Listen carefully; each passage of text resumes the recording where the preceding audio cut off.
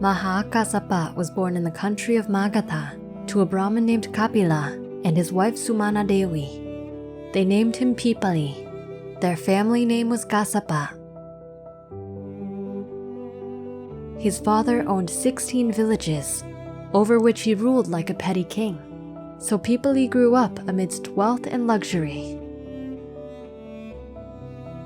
However, when playing with the other children, Pipali often felt bored and out of place.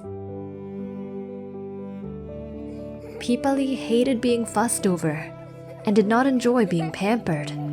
He often wandered off to be alone in the forest. There, he enjoyed solitude and serenity. Something about the forest and being alone felt like home to him. He often felt bored and disinterested when playing with other children. Something inside him longed to just leave everything behind.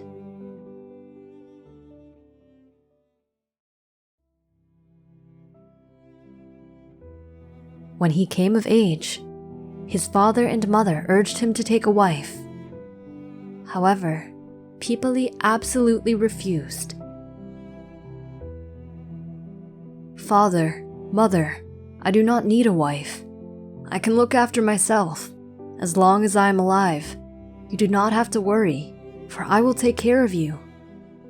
However, after your death, I wish to become an ascetic and leave this worldly life."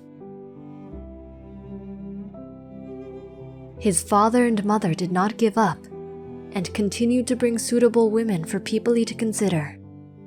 Pipali did not even entertain the thought or give any attention to any of the women. Finally, wishing to put a stop to his parents' incessant efforts, Pipali said, "Father, mother, I will get married on one condition. The woman must conform to my idea of perfection." Pipali commissioned a golden statue of a woman. He demanded that the sculptor be painstakingly detailed and precise, asking the sculptor to make the statue absolutely perfect. He had it be decked with fine garments and ornaments and showed it to his parents.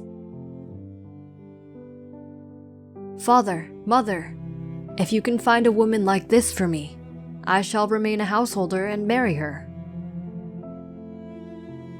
His father and mother elatedly approached 8 Brahmins, asking them to take this image with them and travel around to search for a woman who exactly matched or surpassed this likeness. The Brahmins took the statue to many large and populous cities, but were unable to find any women who even came close to matching the likeness of the statue. After much disappointment, the Brahmins decided to go to Mara country, which was known for having beautiful women. In Mara, there was a young woman from a rich family whose beauty was beyond comparison, named Bada Kapilani.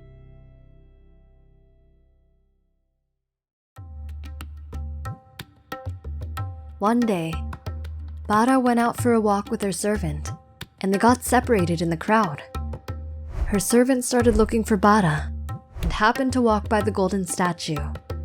She mistakenly thought the statue was Bada, and while grabbing its hand, said, "Mistress, I told you to stay close to me. See, you got lost. Let's go home." The Brahmins who had placed the statue in the middle of the market saw this and said, "That woman seems to think our statue is someone she knows. Our quest might be at an end." The Brahmins went up to the confused servant and asked her, "Lady, do you know someone who looks like this statue?" "Statue? Oh, it's a statue. I thought it was my young mistress. It looks just like her." "Is your mistress as beautiful as this statue? Does she come from a noble family?" "Oh no, my mistress is far more beautiful than this statue. As for family, she comes from the influential Kosya Kota family. Please, take us to see her."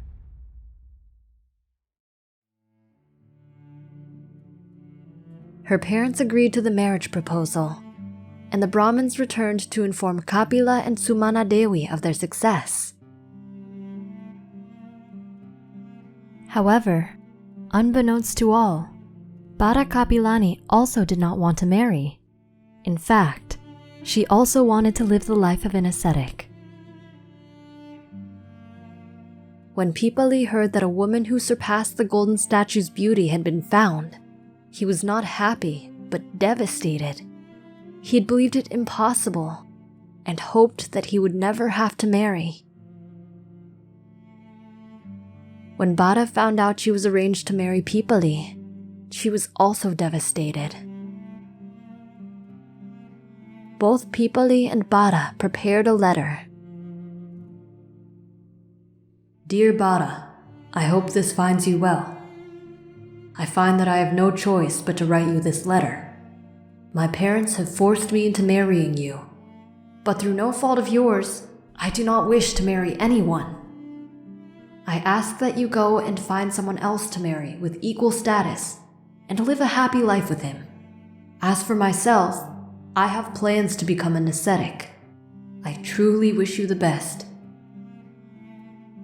Dear Pipali, I hope this letter finds you well. I find that I have no choice but to write you this letter. My parents have forced me into marrying you, but through no fault of yours, I do not wish to marry anyone. I ask that you go and find someone else to marry with equal status and live a happy life with her.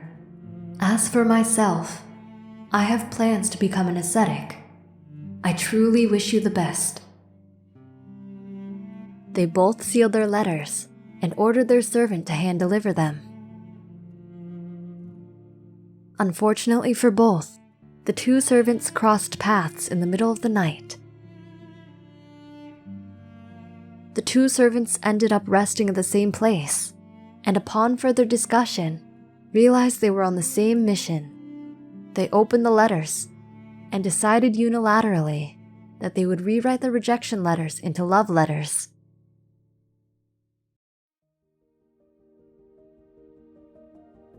Thus, Bada was taken to Magadha, and the young couple was reluctantly married. However, both had ascetic yearnings. That night, when couples usually consummate the marriage, both Pipali and Bada expressed their resolve. Bada, this marriage was not my idea. I only gave my consent out of respect for my parents. I wish to live an ascetic's life. I request that you respect my wishes to live a life of celibacy. Pipali, my husband, this marriage was not due to my desires. I only gave my consent out of respect for my parents. I also wish to live an ascetic's life. I request that you respect my wishes to live a life of celibacy. They were both happy to find out they felt the same. They placed fresh garlands of flowers down the middle of their bed, thinking, if we wake up and the flowers are squashed, then that means the other party has a lustful mind. Thus, both were determined to not yield to sensual desire. The young wealthy couple lived happily and in comfort for many years. As long as Pipali's parents lived, they did not have to work or look after the estate's many farms. But when his parents died, Pipali took charge of the large property. What did you learn from this story? Let us know in the comments. We hope you enjoyed the video.